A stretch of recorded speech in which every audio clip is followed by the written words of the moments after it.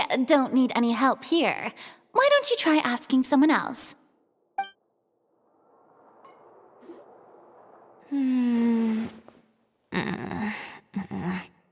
Ayaka has mentioned you to me before.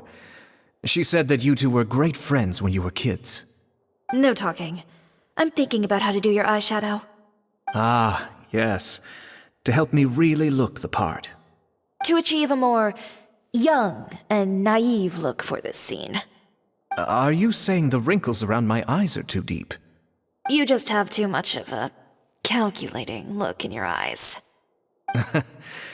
You sure don't mince your words. It seems you really haven't changed much. Quiet.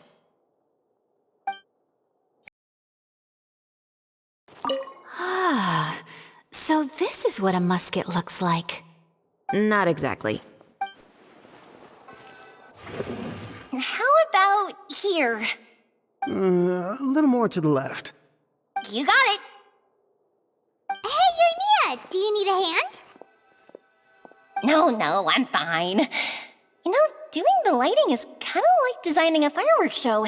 It's interesting to imagine what kind of atmosphere the lights will create. I heard that the Traveler will be operating the camera and Paimon will be the clapper loader, right? Those roles are just perfect for the two of you. Really? Is that because it'll be easy for Paimon to hold the clapperboard while flying? Well, sure, there's that, but that's not exactly what I meant. I just think that after all your journeys together, you two must have developed a super close bond and just naturally know how to work with each other. If I'm not mistaken, the director will want the cameras rolling as soon as the clapperboard goes clack. Oh, I see. It's amazing to see the magic behind filmmaking. Yoimiya, we need lights over there, too. Oh, on it! I've got to get back to work. Chat with you later. Oh, it's exciting to see so many people working together to bring the film to life. Seems like Yoimiya's really getting into it. But she was right. We do have a super close bond, don't we? Paimon's really happy to hear that. So, this is a real musket?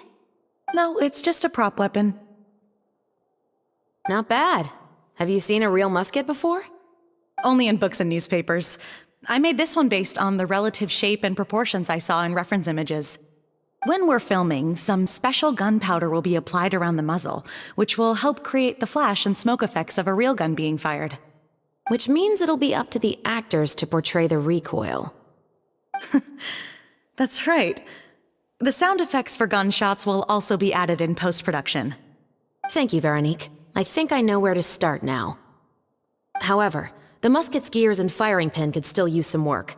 Adding some wear on the metallic components will make them appear more realistic. Also, be sure to rub the muskets with some oil each time before we start shooting. That'll give the impression that the firearms have been well maintained. Good point. You seem to know a lot, Miss Chevres. I assume you use these types of firearms on a regular basis? Yes, I perform routine maintenance on my weapons every day. Just like we as people need to eat and sleep, muskets need to be cleaned and maintained. I also perform similar care for my sword every day, and familiarize myself with its shape and weight, to the point where it feels like a natural extension of my body. Yes, this way, our weapons will never betray us in the heat of battle. Yes, well said. It seems we have the same philosophy on this topic. Oh, sounds like they found a common interest to talk about. Though these props differ from the muskets I use, I can still give you some pointers. Good. I look forward to your instruction. First and foremost, never point the weapon at anyone, regardless of whether it's a real or prop weapon or whether you're holding it or it's on the table. This holds for any time when you're not actively engaging an enemy. Okay, understood. When aiming the musket, extend your arm so that it's level with your shoulder, and use your eye to look down the weapon's sights. Like this? Not bad. Now, try saying your lines. This is the end of the road for you. Good. Now turn your body a little. That way, you'll give your enemy less of a target to work with. And relax your shoulders. Here, allow me to demonstrate. This is the end of the road for you. Excuse me, Miss Chiori. Director Farina, there's something I wish to discuss with you. Oh? What is it? Like this?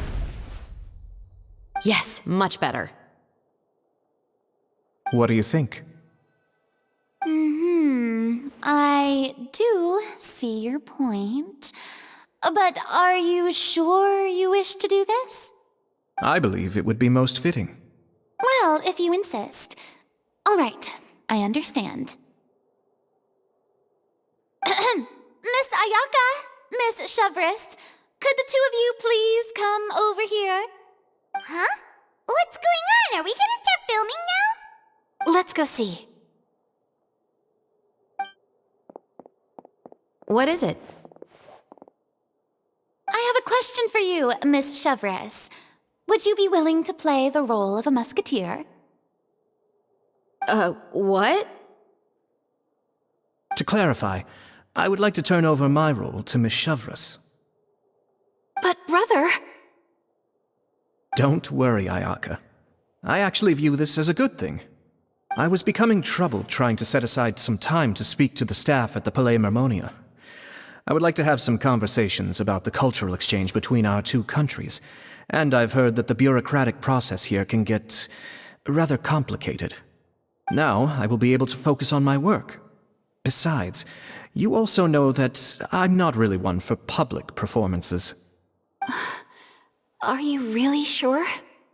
From a director's point of view, I also felt like the relationship between the two musketeers in the original story could be improved. The older brother in the story plays the lead role with his overbearing character, but this causes his character to overshadow that of his sister, and the theme of the two supporting and relying on each other isn't conveyed very well. But if we were to change the siblings to two sisters of a similar age, then that aspect of the story might come through more clearly. Also, I've seen you instructing Ayaka. That cold and dignified personality is exactly what we need for the older musketeer. Of course, even with all these insights, the decision should still be made by Miss Chevres. Chevres mentioned that she really likes the story, right? Paimon bets that she'll take the role. All right, I'll take the role. Good. It's decided then. I'll get started on making edits to the script. We'll also need to make some immediate adjustments to the lighting, props, and costumes. I have a feeling that our adaptation will be even better than the original story. You're doing a great favor for me, Miss Chevres. You have my gratitude. Don't mention it. I like this character, so if anything, I should be the one thanking you. Well, since my brother is the one who brought up the idea, I suppose there's no need to worry. Let's go, Miss Chevres. I look forward to working with you. Please, just call me Chevres.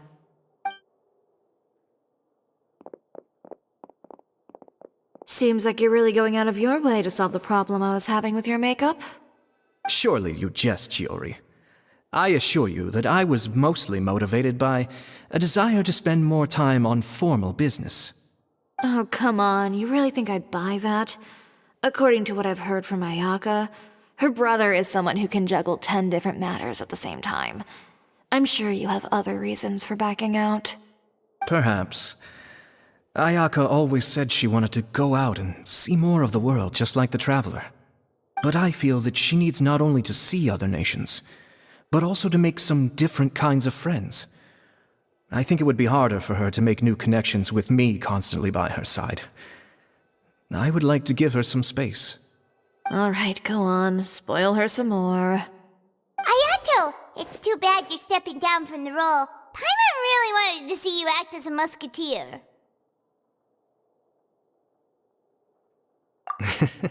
No need to poke fun at me. I'd wager that you also felt that I wasn't the best candidate for the role. It's a little hard for Paimon to imagine you saying those lines. Yes, I've made an appointment to meet some people from the Palais Mermonia. Now, I will have some more time to prepare.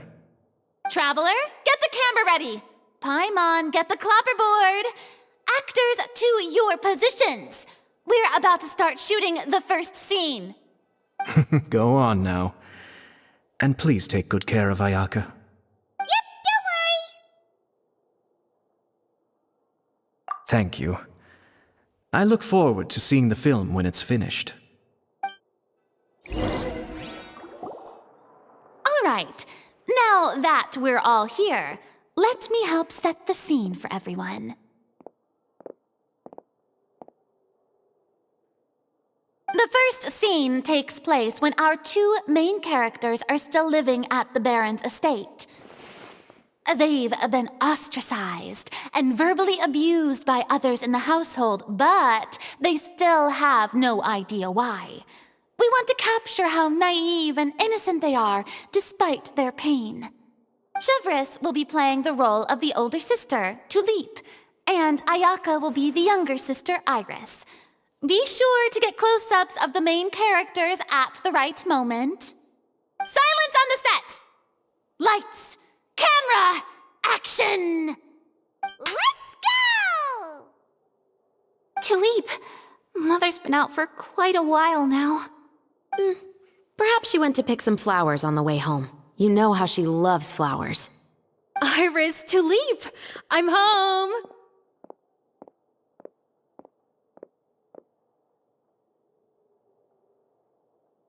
Mother! You were out for so long, we were beginning to worry about you. I'm sorry, but I'm back now, safe and sound. Here, I brought your favorite treat, apple turnovers. Mother, what are those bruises on your hand? Huh? What bruises? Oh, I must have bumped into something while I was working yesterday. But I didn't notice them this morning. Then perhaps they're from when I accidentally tripped when I was out just now. By the way, did you have fun playing at home?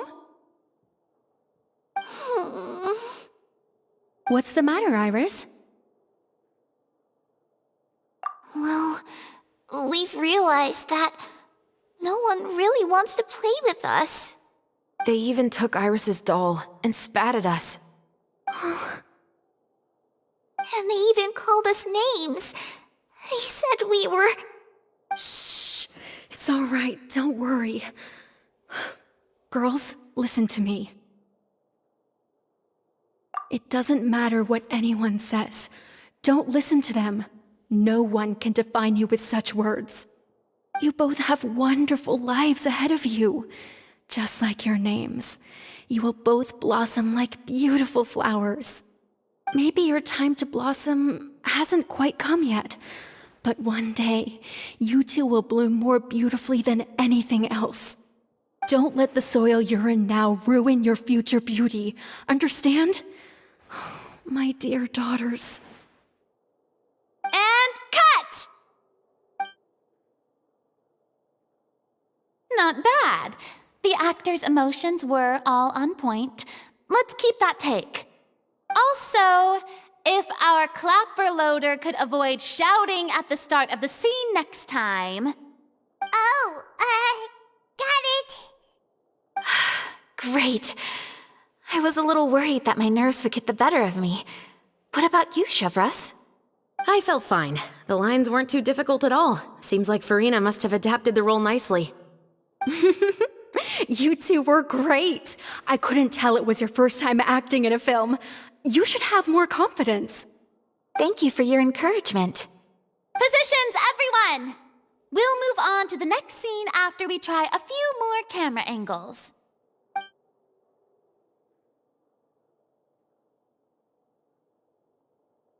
This scene is when our two characters return home, only to discover their mother has been murdered. Ready? Lights! Camera! Action! Mother, we're back! Mother?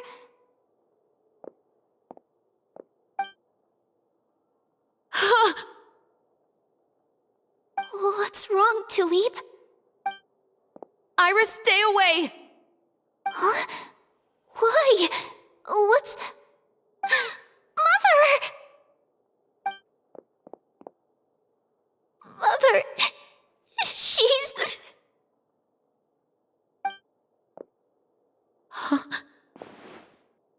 There's poison in this cup. Huh? I could have sworn I've seen this kind of cup before. Those aristocrats. They didn't even try to cover up their actions.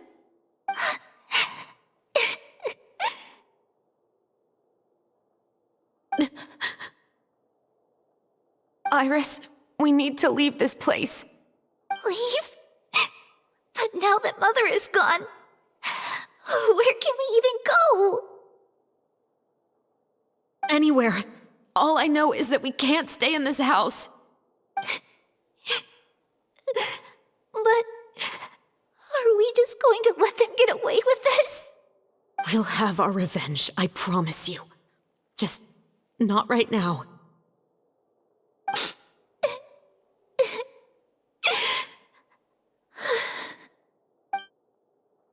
Come on, let's go. No, wait. We can't just leave Mother here like this. At least let me leave this rose with her. That's why we went out in the first place. To buy her this flower. All right. Goodbye, Mother. We'll avenge you. Someday. And cut! Beautiful! Great performance! Oh my, you're so amazing, Ayaka! And were those real tears I saw? How did you do it? I was surprised too. Thank you for the kind compliments. Actually, as soon as Director Farina said action, I told myself not to think about anything. I just felt the weight of the moment and became the character. It's quite similar to practicing the art of the sword. You clear your mind and focus only on what's happening in front of you. Ayaka's performance was amazing. Have I discovered an acting prodigy? Pipe down, everyone! We need to move on to the next scene!